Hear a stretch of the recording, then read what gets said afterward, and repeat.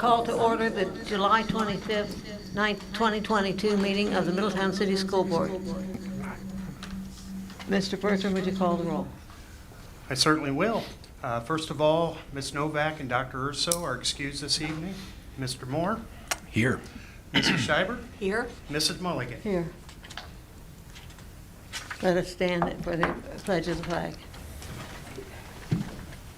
I pledge allegiance to the flag of the United States of America and to the republic for which it stands, one nation, under God, indivisible, with liberty and justice for all.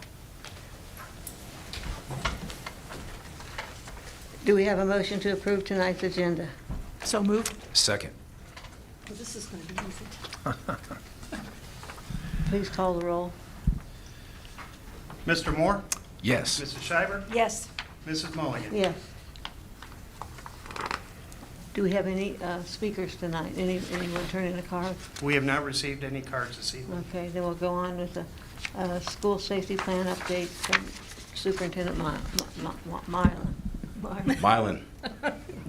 Mr. Bertram was the one that said it for your first meeting. It wasn't me. Yeah. Remember that? Paying me back.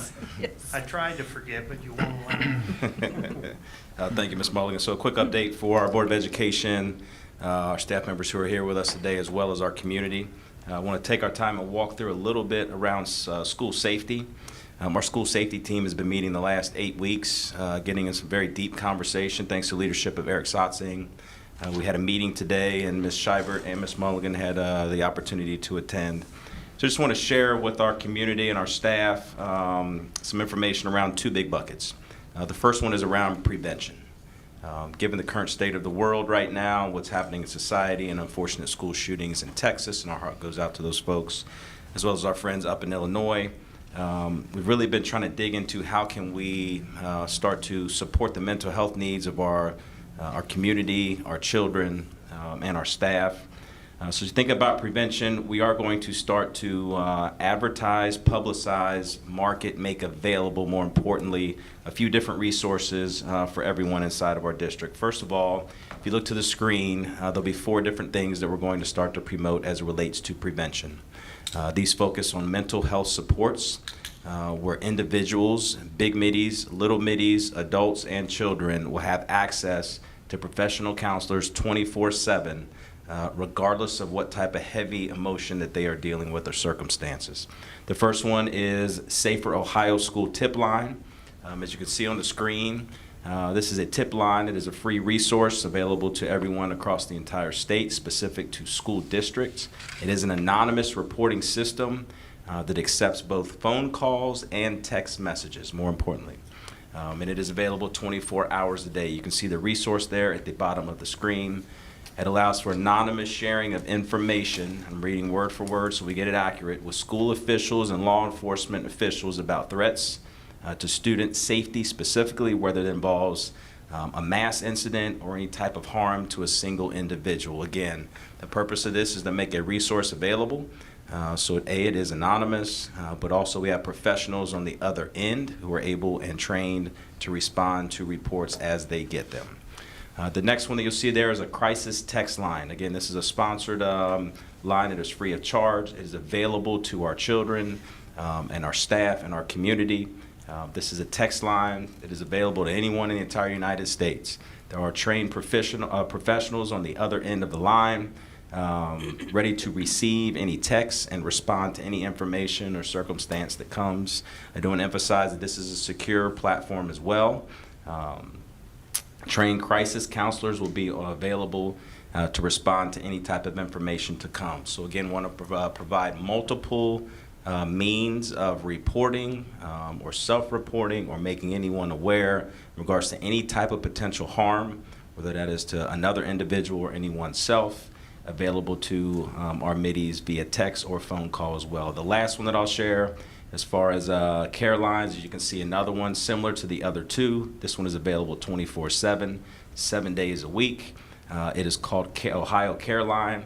Similar type of reporting structure available by phone, where you have trained crisis individuals on the other end for any type of reporting. As you know, we have a lot of mental health supports inside our school buildings, to support our children real time. This is something we're making available for the sake of prevention, reporting of any type of mental health needs or any type of crisis needs that individuals may have, or if you're aware of any type of harm coming to a school building or to an individual, to make someone aware. Whether it's 10 o'clock at night and you're up all by yourself, there are trained professionals available to support our adults and our children. So the last one I want to share here is something Eric Sotzing has been working on. We got some feedback from our parents last school year as it related to buses. As you know, there was a big crisis in regards to transportation last year. We feel really confident about kicking the year off fully staffed with our Peterman bus drivers. This is a specific app that Peterman is putting in play. We're working on the final logistics of this, but it'll be a communication platform that is safe, simple, and secure for parents and guardians. If you get the app on your mobile device or even your laptop, it allows you to track the location and progress of your child's bus before, after school, and during athletic events as well, or school-sponsored events. Again, it's just a simple safety feature we want to provide to our community as it relates to transportation of children as well. Again, it's a secure platform, secure app available for those who log in and sign up for as it relates to transportation for their children. So again, this is just purely around prevention. We'll start to market this. We're working on a link on our website so that anyone who gets on the website has access to all these platforms for the sake of mental health supports. I do want to share and shift gears a little bit in regards to prevention. As best as we possibly can, we've been working with our local law enforcement agencies. We've been exploring, researching, and vetting a number of security upgrades to our campuses and our school district in a number of different ways for the sake of being as confidential as we can with our safety protocols. And I think we've talked about this publicly before. I won't go into complete depth, but I will share that we have learned several things from the Uvalde incident, unfortunately.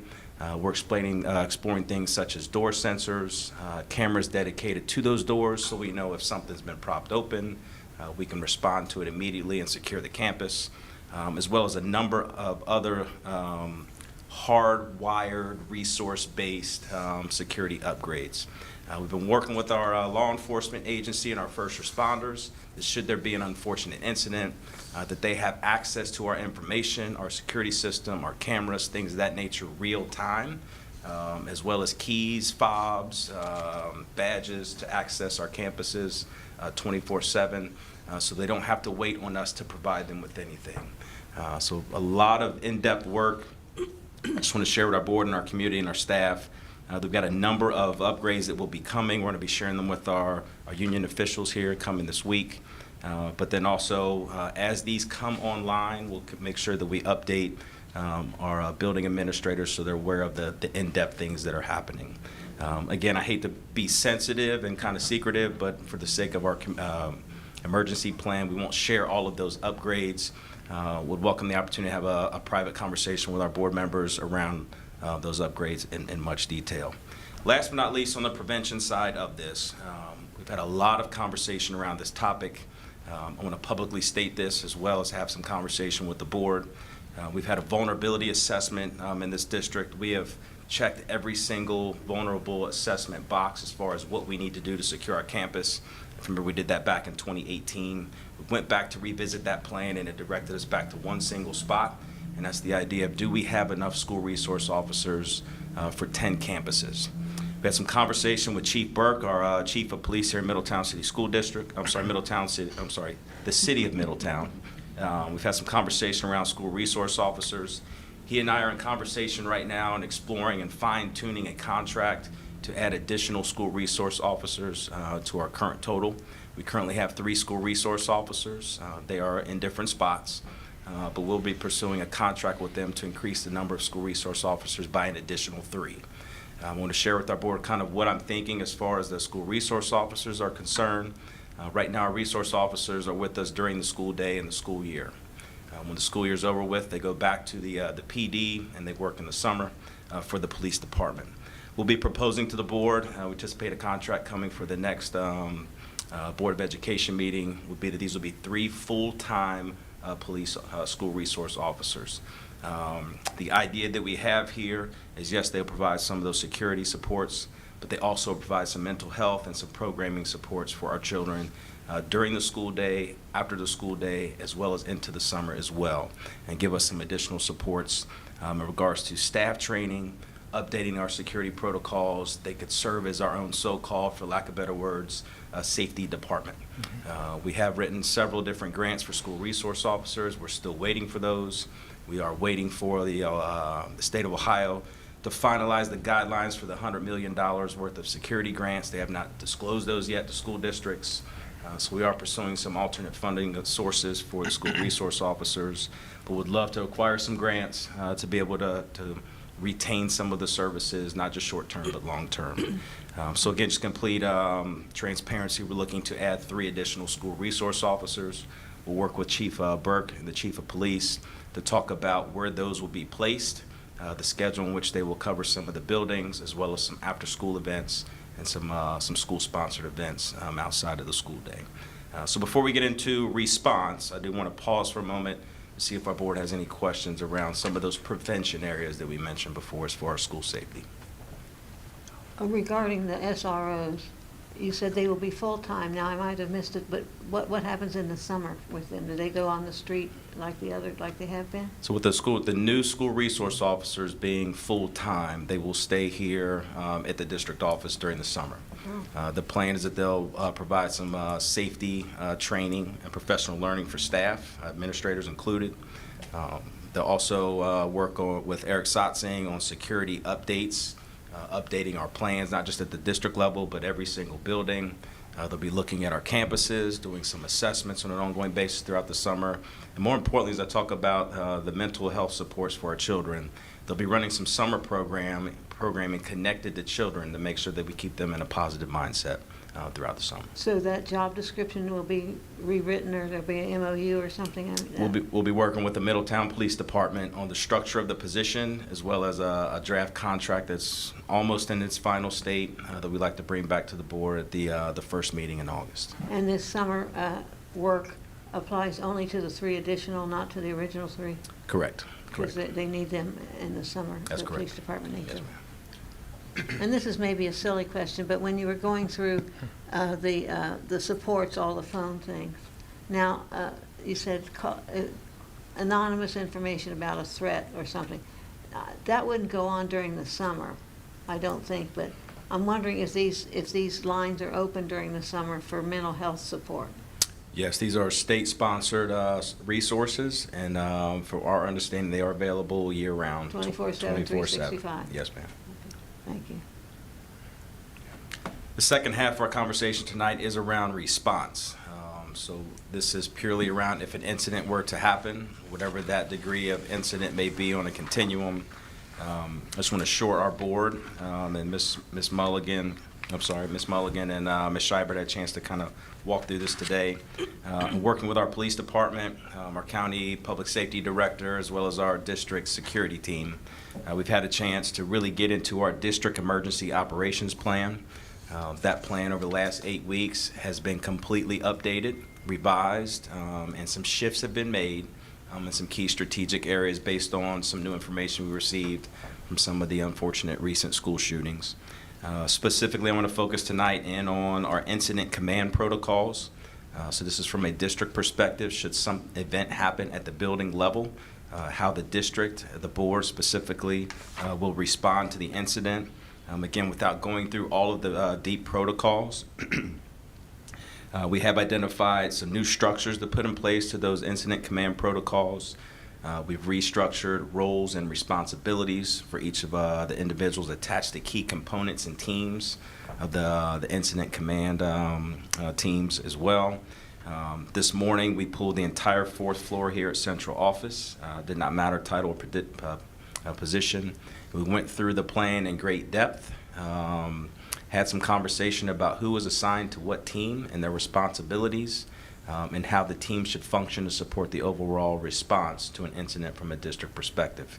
Again, I apologize for being very vague, but law enforcement will tell you not to disclose your command protocols. Just want to assure the board and our community and our staff that over the 8 weeks we've gotten to that operations plan. We have honed in our incident command protocols with a fine-tooth comb. We're in the process right now of visiting every single last one of our reunification sites. Every building has a reunification site. The district office has a reunification site. We're walking those sites to make sure that we have all the resources and access that we need should a reunification site be put into play. From a central office standpoint, over the coming weeks and months, our reunification teams, our incident command teams will be traveling to different locations based on the emergency operation plan to make sure we are familiar and we can put our plan into place should we ever need it. So it's been a very unique experience for us the past 8 weeks. We feel like we're in a very good spot right now based on the collaboration with our law enforcement agencies. I do want to close around the school safety piece, and I emphasize the word feel because we want to put our plan into practice and see where we have strengths and where we have opportunities to improve. So tonight I want to share with the board, I want to share with our staff and our community that on August 1st, next Monday, starting at 9:00 a.m., we will have a full-scale active shooter exercise taking place at one of our campuses. It'll probably be at our middle school and high school because we have kindergarten camp taking place at the elementaries. But this is an active shooter exercise. Again, I emphasize the word exercise. School is not in session. We have a media alert that will be pushing out tomorrow. Some communications that will come out to our community over the coming days in preparation for the exercise. This is a joint exercise between the school district and our police department and our fire department, as well as some emergency organizations around the area. We don't know the scenario. We'll have a public official, a public safety official that will kind of facilitate the exercise. We will simply put our incident command protocols into play on August 1st here at the district office. Again, this is designed for us to respond to some type of active shooter situation, to see how well, how strong, and discover some areas where we can improve our emergency operations plan. At the same time, while we're doing that here, Chief Burke and the police department will be on campus at the high school, middle school, and they will be going through a full-scale simulated active shooter exercise. So I want to be completely transparent with everyone. There'll be lots of shouting. You will see police cars. You will see police officers running into the building. They are simulating an active shooter. They're going to be simulating eliminating the threat. So you will see guns. You will hear, these will be simulated rounds, but you will hear gunfire as part of the exercise as well. Again, I want to emphasize this is an exercise. School is not in session. There'll be no children in the building. Again, this is an exercise controlled by our chief of police on site. So we've invited our board to attend both of the exercises that'll be happening somewhere between 9 and 12 o'clock on Monday morning, August the 1st. Again, alerts and communications will be going out. But I want to emphasize the purpose of this is we've honed in on prevention opportunities. This exercise is about response and making sure that we are ready should something ever unfortunately happen. That we can try to meet the needs of our community and our staff and our children as best we possibly can should an event happen. At the conclusion of the simulated exercise, first responders and school district officials, including myself, we will reconvene. Before we close for the day, we'll have a debriefing session where some of the first responders who are serving as observers will be providing us with some very authentic, real-time feedback on what we did well and areas where we can improve. Our task from there is to go back as a team and continue to try to improve our protocols and our operations as far as emergencies are concerned moving forward. So for the last 8 weeks, we have taken school safety very, very seriously. Hopefully we can articulate the seriousness of that tonight. There's some additional things that we have planned that we'll be asking the board's support moving forward, school resource officers being one. Trying to add 3 additional, as well as some other additional resource upgrades moving forward. So truly have all the faith in our community, have complete faith in our staff, complete faith in our children. We just want to make sure that we're doing our part to support any ways that we can prevent any type of mental health needs and crises that anyone may face through some prevention exercises, but then also from a response standpoint, making sure that our school safety plans are as well prepared as they possibly can be given the collaborative information we're getting back from our local law enforcement. So I'll pause it there before we close out and transition to our next presentation, which is a different topic. Any questions or comments around school safety? I just want to say that I know that none of us are privy to everything, and that makes sense, that we can't know all the details.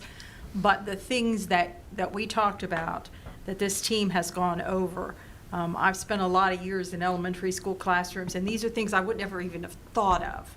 So, I think people need to be assured that this team has really looked at lots and lots and lots and lots of pieces of this. And sadly, we have lots of incidents to look at the results. So it was very reassuring to me to hear some of the things, I mean, just tiny things that you looked at. So I appreciate that. It was very thorough. Thank you. We'll give credit to Eric Sotzing, who's back in the back right now. He spent a lot of time just grabbing the bull by the horn and getting us prepared as we possibly can be. He's discovered some things that just was nice to have fresh eyes and ears on. It's allowed us to rethink some things and get us in a good spot. So, Eric, thank you for your leadership. We have reached out to our union officials to try to sit and have some conversation around some of the security shifts and upgrades that we've made, just to make sure we strengthen that partnership. Tomorrow, I'll be working with our leadership across the district, getting them on board with the new shifts and changes. We're working on some communications to push out to our district as well as far as school safety. Again, our goal is just to be as prepared as we can to start the school year so our kids can focus and our staff can focus on what they love doing most, and that's learning. Our second topic tonight is the introduction of the Admiral Squad. This is not school safety related. This is more excitement than anything. As you look at the screen there, we are introducing the Admiral Squad, established in 2022. Tonight we're introducing the district's initiative that over the next 5 hiring seasons, our focus is to hire 25 new black male classroom teachers to support some key areas of our district's strategic vision, specifically in goal areas 3 and goal areas 4. This initiative, as I said before, focuses on black male classroom teachers. Our focus here is to look twofold. Number one, we want to encourage more black males to get into the profession of education. If you follow some of the research, you'll have a perspective on the reason why this is a focus. You're seeing some of these efforts at the local, state, and national levels as well. So we have some partnerships taking place with a BIPOC organization called He Is Me, as well as a number of higher ed institutions around the region. Mr. Edwards, our Human Resources Director, myself, we have traveled to universities such as Mount St. Joe, University of Dayton, Wright State, Central State, drawing a blank, Sinclair, and several others. I'm drawing a blank on everywhere we've been. They all have initiatives in their teacher preparation programs around this specific area as well. So we've got a partnership that we've established with them around some recruitment efforts of black male freshmen who are undecided in their campuses to try to encourage them to get into the profession. As part of the recruitment into the profession as well, we will be implementing a brand new mentoring program at Highview 6th Grade Center, where 11th and 12th grade black males who are interested in mentoring will enjoy a paid stipend to come down and mentor some of our younger middies. Some of the freshmen from the higher ed institutions who are interested in mentoring as well will participate in the program. Again, I won't get into all those fine details, but the idea is that we create our own internal pipeline here in the district to regenerate more interest in the profession from some of our male students in the district.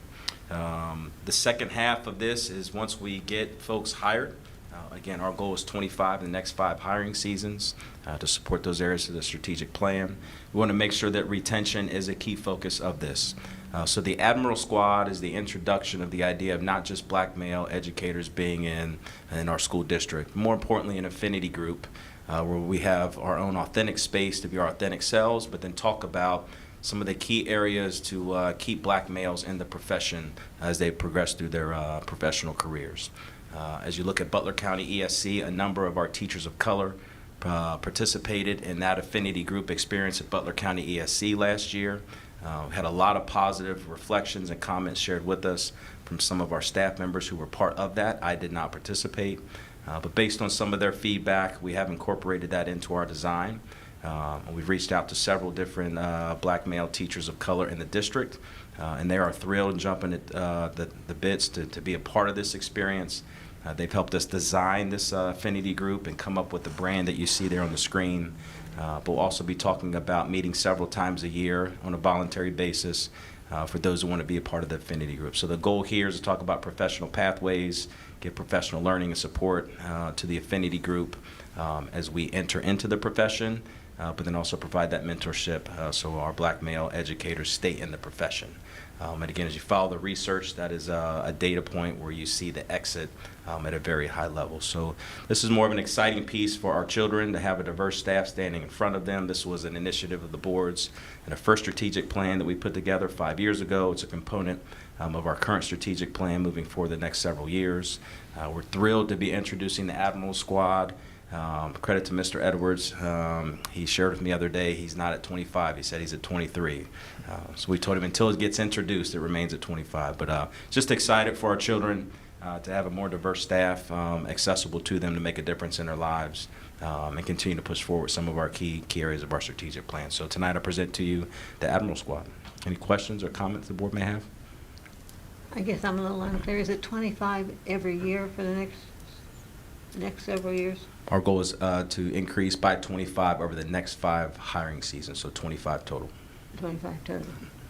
Okay, I guess are other schools looking to do this same kind of thing? It seems like they should be. It is my understanding there's a number of school districts just here locally within a 20-minute driving range that have an initiative. I'm not sure all the details. The Competition will be very unique. So our models we feel is unique, but it's unique to what we believe our children need.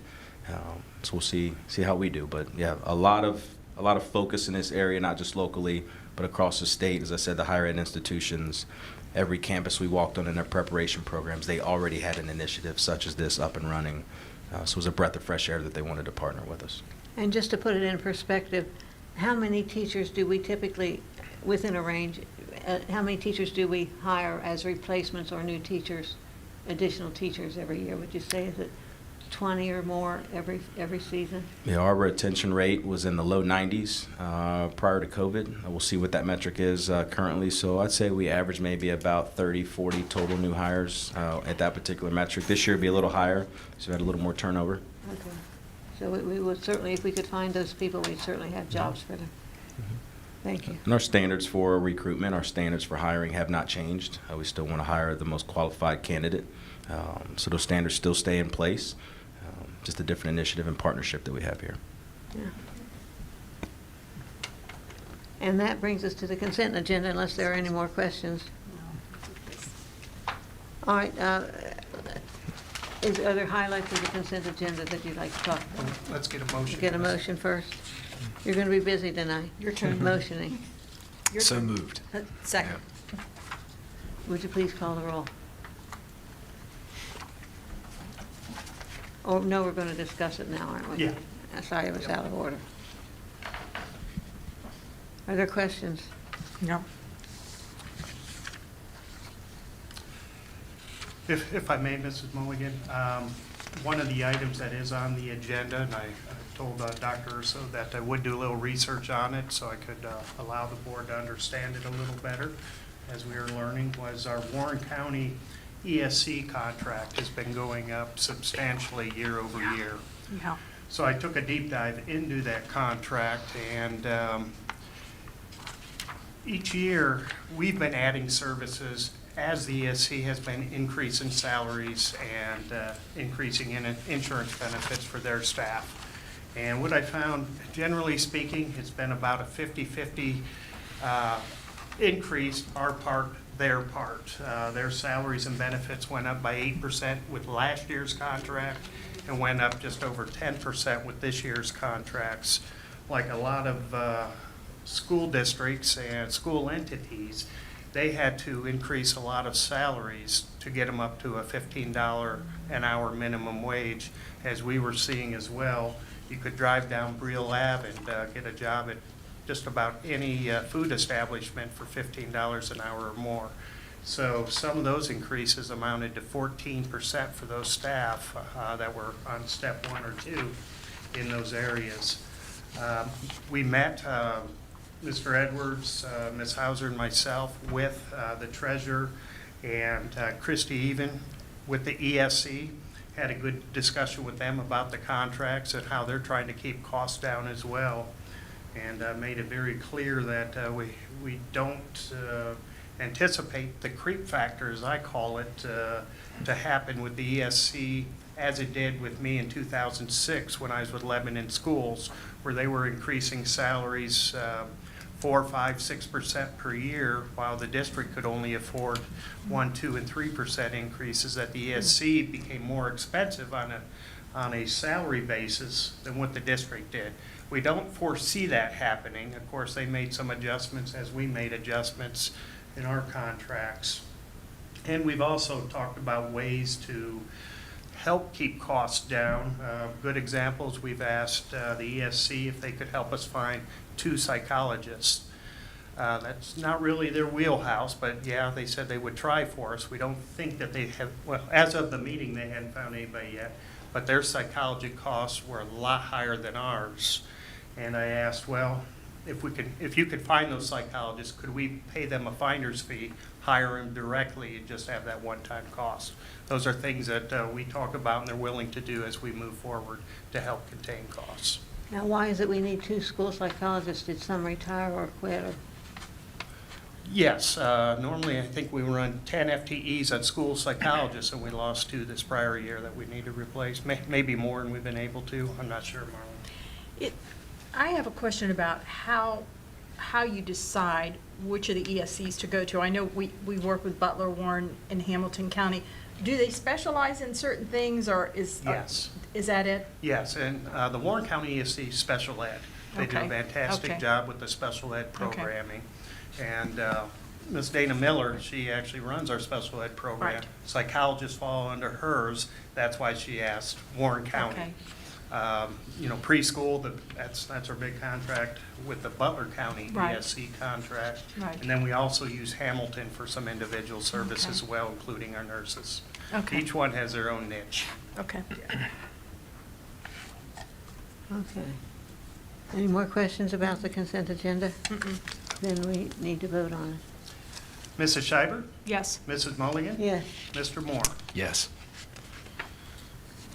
If I could jump in for just a quick moment for another celebration. We are proud to introduce the new principal of Central Academy, who is here with us tonight. I want to invite him up to the microphone. He'd like to say a few words. Yes.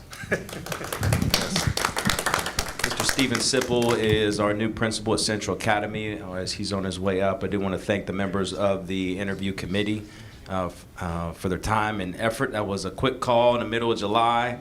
But the central staff gave us a lot of information and some perspective about what they were looking for the next principal. Based on the interview team's feedback, we think we have the perfect fit.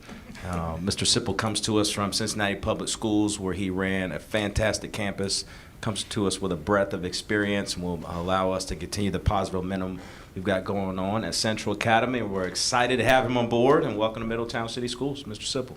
Well, thank you so much, and it's an honor to be here, and certainly an honor to be the new principal at Central Academy. Come with 16 years of experience in school administration, 21 years in public education, and have heard nothing but wonderful things about the Central Academy family and community, as well as the experiences that I'll be able to have in a smaller district here in Middletown, where there is much greater accessibility to central office staff, board members, etc., and a new experience for me working with a seasoned staff who are excited about young people and growing and developing them at their own rate. Just so excited to be a part of this community and to offer my years of experience, hopefully to improve and grow and develop our school into a wonderful place for all kids to learn. So once again, it's an honor to be a part of Middletown and an honor to be here. I came up earlier and got my badge and hit Cracker Barrel for a quick dinner and nice familiar Southern fried chicken, and came back up and was so pleased to see some of the teachers who actually interviewed me at Central Academy who are also in attendance, and once again, just an honor to be here. Great. If you have any questions, How did you get a quick dinner at Cracker Barrel? I found that. Well, 4:30 is apparently the sweet okay. spot. Yeah, I was pretty hungry, so ate early and sat there with my laptop for an hour and but that's my secret. I'm sure you have lots of secrets for to spring on the good things for Central Academy, so look forward to seeing how you approach things and keep that great school going. Thank you very much. Yeah, I'm facing a pretty steep learning curve, and with a new district, a new school, new staff, new student body and parent body, but I'm thrilled to be able to do it, and looking forward to jumping right into the work. Thank you for coming. Of course. This is a good place to be, I think. A very good place. That's what I've heard, so wonderful, wonderful. Thank you very much. Thank you. Our next item comes to us from the Policy Committee. We haven't done our wholesale revamping of all the policies, but this one did come to our attention. It has to do with the eligibility for student athletes playing OHSAA sports. And Mr. Stiles will talk about it. Thank you, Ms. Mulligan. Collaboration with Principal Cotter at Middletown High School, as well as J.D. Faust, who is the athletic director for athletics here at Middletown City School District, came to our attention about an opportunity to adjust in a policy, again, not lower standards, but to adjust the policy so that more students were able to participate. We did discover that we had some students who had interest but weren't meeting some of the eligibility requirements here locally, but they were meeting the requirements of the Ohio High School Athletic Association, so a key point there. In doing some research, we have found that some of the adjustments we'll talk about here in just a few moments, 2 other GMC schools in our conference have had this practice in place for a number of years. Specifically at Princeton City Schools and Hamilton City Schools. They've had a good citizens practice going on to where students who don't meet the district eligibility requirements but meet the Ohio High School Athletic Association eligibility requirements are able to do a few things locally and be able to participate in extracurricular activities, specifically athletics. So after we became aware of some of that research, we convened our policy committee, did some investigating. There's some language that you have in front of you here on this document here that we, as an administrative team, are recommending to the Board of Education to consider as a policy revision to policy, forgot my letters right off the bat here. Policy is IDGDK, if I remember correctly, which is our interscholastic extracurricular eligibility policy. So specifically what you have in front of you, the entire policy stays the same. As you notice, the gray highlighted area is the revision to the current policy that we're focusing on to give more students the opportunity to participate in extracurriculars. What led us to this conversation, as you look at our strategic vision, the focus on getting kids connected to some very positive experiences is a focus of the board and the district. So as you look at this, specifically focuses in on students who meet the Ohio High School Athletic Association eligibility requirements, but have a GPA that is below the district policy set at 1.55, but above the 1.0, may participate if they do the following. And this is a requirement. It is a mandate in order to be eligible. They must participate in mandatory academic interventions. There'll be a plan that will be put into place. The athletic director, as well as the coach who is in season, will oversee these areas that the children and our student athletes must participate in. For example, there'll be required weekly grade checks. Study tables will be mandatory, and tutoring will be provided to children who fall in this particular part of the policy as it relates to eligibility. If they meet the requirements and they adhere to these mandatory guidelines, they will be eligible to participate in that particular season under the guidance of some of those areas and the adults that are associated with each of those areas. Again, they are still eligible per Ohio High School Athletic Association. It's a slight revision to our current policy to try to capture more kids and get them connected to a very positive experience around their peers, as well as a very well-versed coaching staff. So just wanted to level set the conversation about the purpose of the revision. I do want to open it up to Mr. Bertram, Ms. Mulligan, and Ms. Scheibert, who are on the policy committee, and then invite the entire conversation for the board. Tonight we want to have a first read, some conversation, and we are asking for action to take place. as our school year is quickly approaching. I want to try to give as many students the opportunity to participate in a positive experience as we can. So I'll open it up to our policy committee for conversation and then our board. Well, first of all, I commend Mr. Faust for coming up with this idea. I've seen too many, kids who play sports put a lot of time into their sports. And school is hard for a lot of kids. It's very hard. And despite all the props they have, they may need a little bit more. And I think it's very forward-thinking to do this because, in my opinion, we're here to make students better students. So not only does this help them become better students, but it helps them achieve their dreams of playing sports too. So, Yes, and because we're on semester grades for eligibility rather than quarters, as many schools are, a student would be ineligible for an entire semester. And so denying them or making it possible for them to get eligibility, to maintain eligibility with this plan, I think is especially important because a lot can happen in a semester being away from the sport and your friends and the bonding that you do as a team, which is a benefit to the school. So that's why I was pleased that it came up. Is the current GPA 1.55 now, or does this modify our current GPA requirement? Currently, it's our current. 1.55. Okay. I'd just like to add real quick, the thing that I liked about the policy as well, that it meshes very well with our strategic plan, the portion of our strategic plan to keep kids active in extracurricular activities. right. I want to share for our board. I had a chance to speak with the superintendents from both school districts who've had this in place for a couple of years in the GMC. They are finding that as students get involved in what they title their Good Citizens program, they are experiencing a positive season, but the supports that they have academically are yielding better outcomes as far as student success in the classroom. So the ultimate goal is they're turning the corner.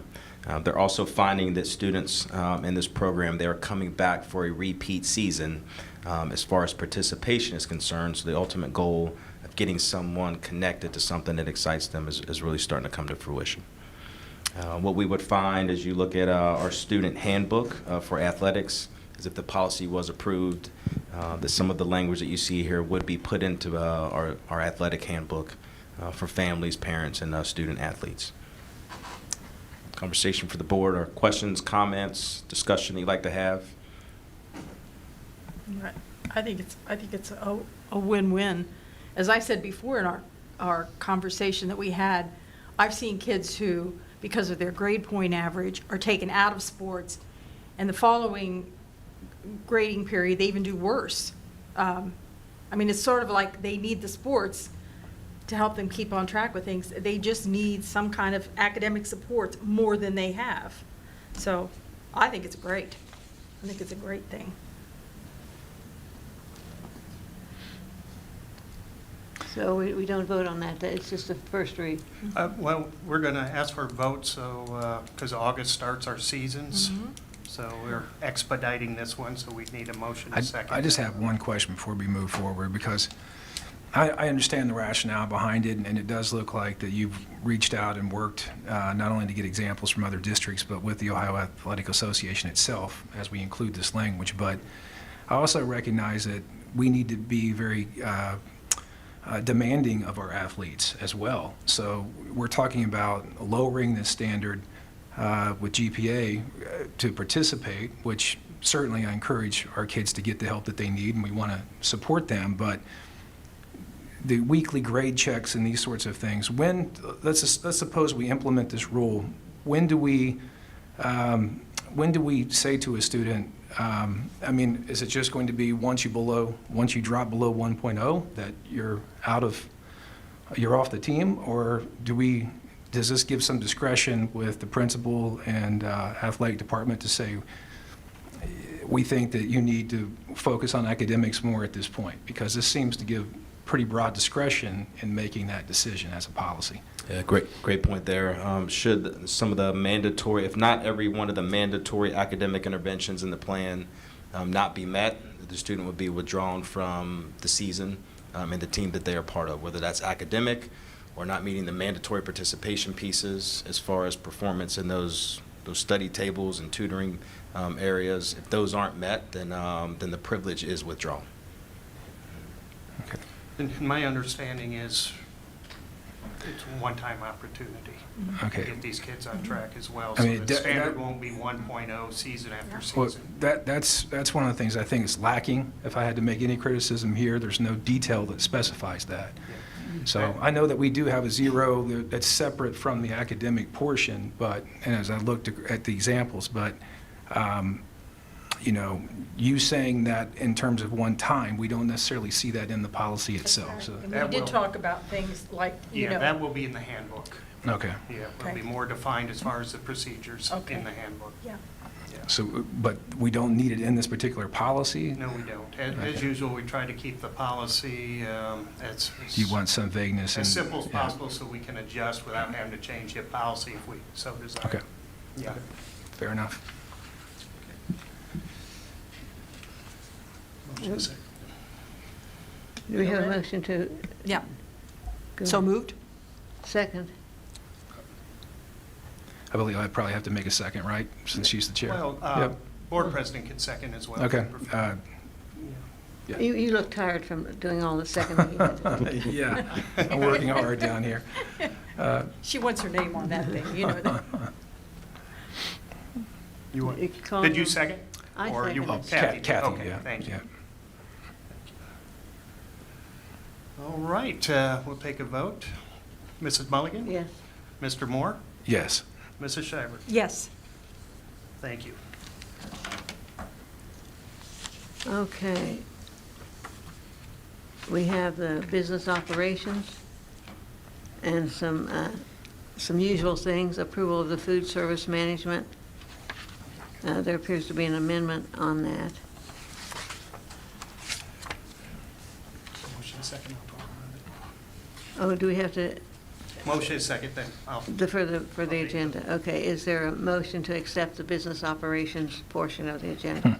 So moved. Second. All in favor? No, I'm sorry, Mr. Bertram's going to do that. Yes, call the roll. Yes, Mr. Sotzing worked on this update, and we get it annually for food service. This actually could have been up into consent, and it ended up down in business, but either or, it needs approved. And the one great thing that I've seen working with Sodexo year after year is there's a guaranteed maximum profit or guaranteed minimum profit that we'll receive within those contracts. I believe it was $560 last year.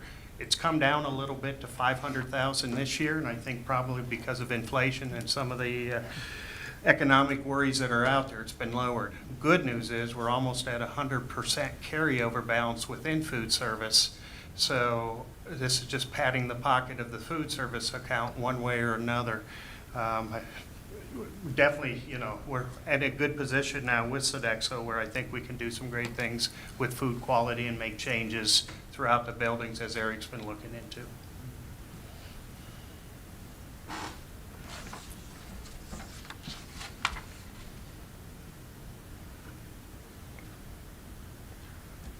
Okay. So we have a motion Ready and a to vote? second. We didn't we already do that? Yes? We have to call a vote. Did we- Ready for a vote? Oh, yeah, Okay. Mr. Moore? Yes. Mrs. Shiver? Yes. Mrs. Mulligan? yes. Committee reports. We'll start with Todd? Tom. Got anything? No comments this evening. Mrs. Shiver? I just want to repeat that parents need to be reassured that your child's safety and your peace of mind are uppermost in the minds of the people who are leading this district because of what I saw today and what I was able to hear and see. It's a scary world we live in sometime, and the people in this district are being trained to handle your children and your concerns in the best way possible. And I'm telling you, looking at things that I would never even dreamed of looking at are being taken into consideration, that all will affect how our kids are taken care of in a safe manner. So, thank you for all the hard work you've been doing. That was something this morning, and I know you're not, where this is just beginning.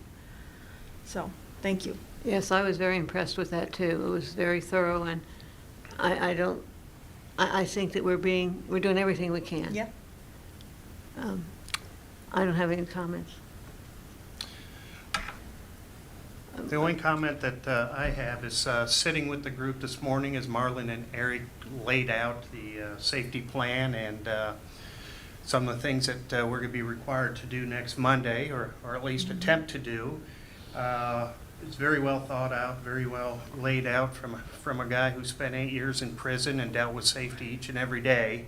I thought you did a tremendous job in doing that. I know there are things, you can't think of everything, no matter how hard you try, but these exercises are going to help us find things that may have been missed or things that we can certainly improve upon. It is a scary world today that we have to go to such great effort to protect staff and students and community for the situations that have taken place. I looked around, watched staff, and as this was being laid out, we're going to be asking people to do things that they never thought they've ever done before. And I'm proud of the staff so far. Nobody's backed out that I saw of at every opportunity. People are going to be put on the spot. We're going to see what we're made of. You don't know how you're going to react until situations happen, unless you've been through a lot of training and it becomes repetitious. I doubt that we'll ever have that much training, but I definitely feel good with the plan that's in place. 91 pages, I think, Eric, when I opened that up today to look at the details of all the different safety planning out there, and felt very comfortable that we are, if we ever need it, and I hope we never do, that we are going to be doing great things to help protect. But I thought it was also interesting that even the thought put into who goes into what role. Now, I don't know everybody on this floor, but there were a few people that I do know, and I thought, oh yeah, that person would be perfect for that. So even the thought of putting the right people in the right Yes. positions, that's been thought of too. And Yeah. I think that's really deep thinking on this.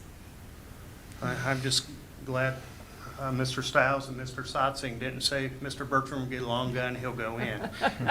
Those days are over for me, so I'm glad I could just be a part of it with what they've volunteered me for. So very happy and glad we're going through the exercise. I think it's very important for our community to know that we do take it very serious.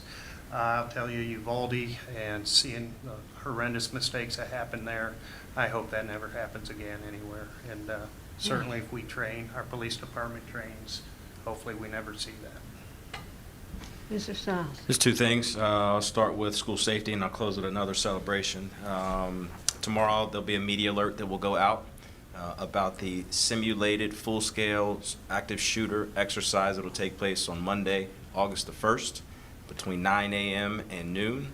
Again, a media alert will go out. Please do not be alarmed. This is a safety exercise.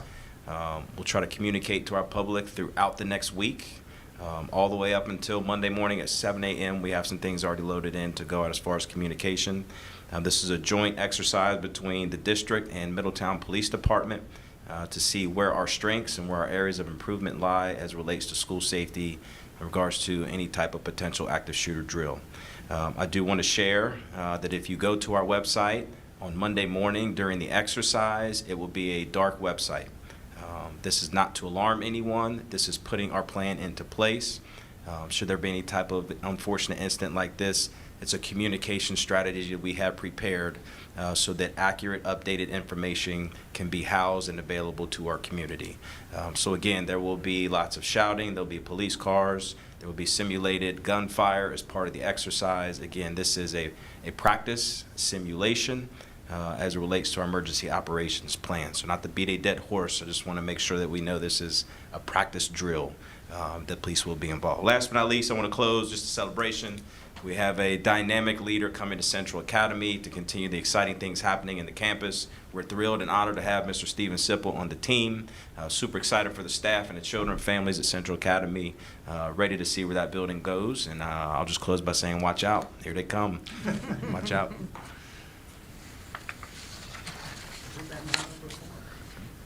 Do we need a motion for adjournment?